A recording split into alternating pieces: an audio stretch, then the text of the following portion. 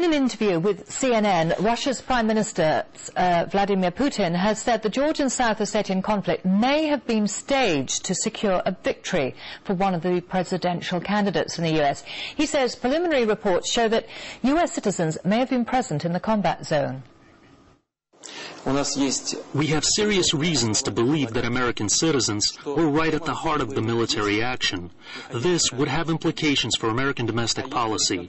If this is confirmed, we will have grounds to suspect that somebody in the U.S. has created this conflict to aggravate the situation and create competitive advantage for one of the presidential candidates.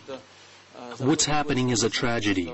During the many years of coexistence, Georgia's ancient culture and its people became an integral part of Russia's multinational culture. We've never tried to deprive Georgia of its sovereignty, and will never attempt to do that in the future. However, because more than 1 million Georgians moved to Russia, we have a special spiritual bond with the country and its people. This is why for us it is a great tragedy, and we mourn for both the dead Russians, Ossetians, and Georgians. As far as the perception of these events by the general public goes, it depends not only on politicians, but also on how artful they are in controlling the mass media. And our American colleagues do this much better than we do, and there's a lot we can learn from them.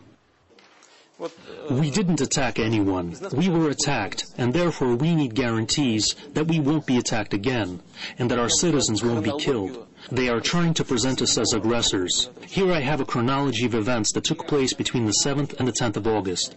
On August the 7th at 1442, the Georgian peacekeepers left the headquarters of the peacekeeping forces under the pretext that they received orders from their commanders to leave their posts, and they never returned.